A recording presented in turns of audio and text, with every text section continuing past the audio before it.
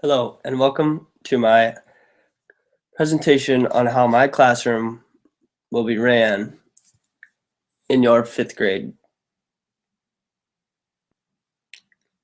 We'll start out with a little bit about me and who I am. My name is Mr. Strand. I graduated from Dakota State University with elementary education and am now teaching 5th grade. Throughout this presentation, you will see different tools and methods of how I will be teaching your student in my classroom and how my classroom will be ran. Throughout all these different slides, you will see the overall purpose of how my overall teaching will be. We'll start off by talking about the Common Core standards. First off, a little bit of what the Common Core standards are.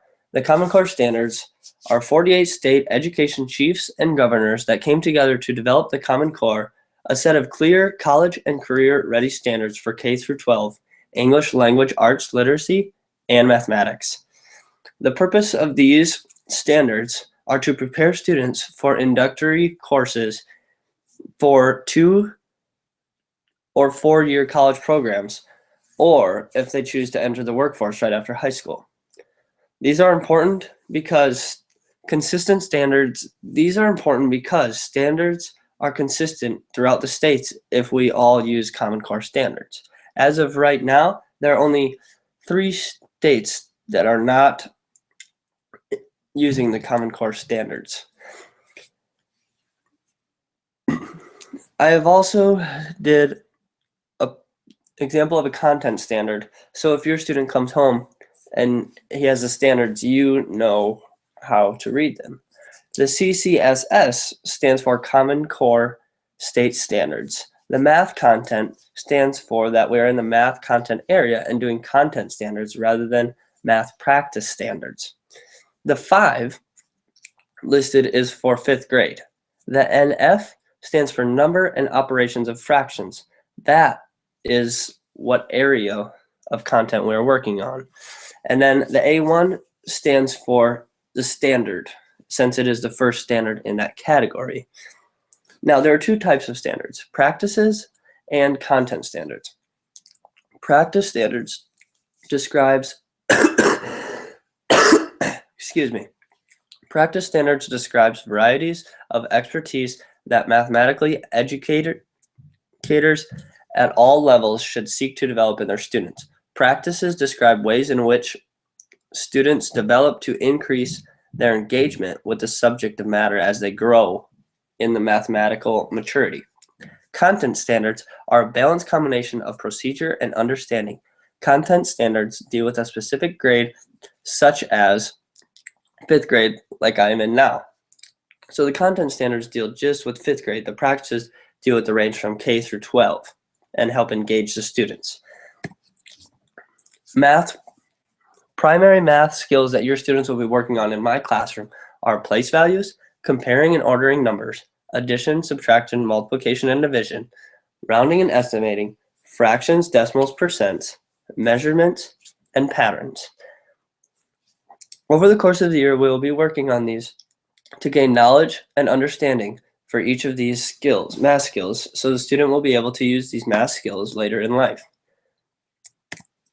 Classroom routines in my classroom are math talk, problem solving, and math journals.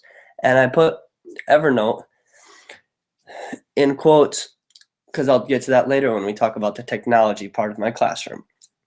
For math talk works with some key things with revoicing the question, repeating the question, asking the students to agree and disagree, adding on to the question, and wait time for students to respond.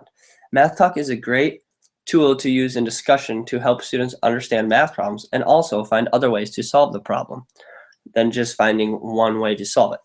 Problem solving deals with understanding, planning, implementing, and reflecting. In problem solving, understanding is a huge aspect of this because if the students do not understand the problem, then they cannot plan, implement, or reflect on the problem. So throughout my classroom, we will be working hugely on understanding the problem, which will come from the math talk. In math journals, students will be using real-life experiences or daily questions that I will post on the board or pictures, and we will create our own math problems using the information from the images on the board, and they will then put them in their math journals for our daily math practice. Manipulatives that I will be using in my classroom, such as money, base 10 blocks, shape, and educational games, which I will talk about in the technology. Money is a huge aspect of life, I feel, as you get older.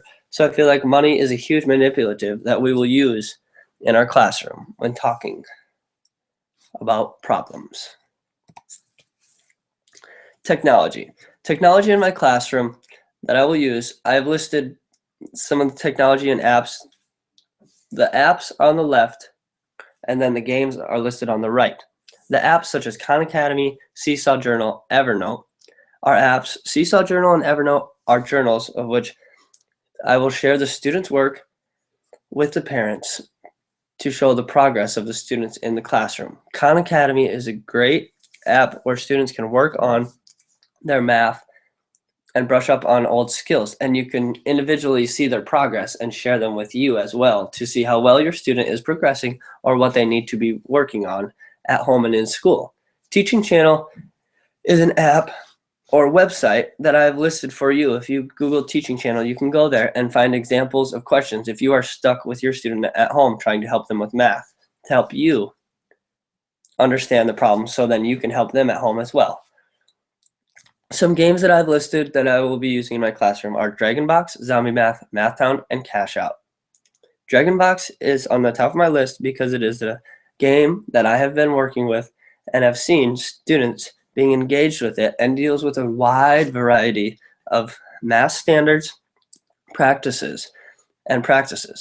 Students will be using Dragon Box to engage themselves in math problems without even really realizing that they're actually practicing the math problems. Questions that you guys have for me. 2 questions that I have noticed are, do the students get to use calculators?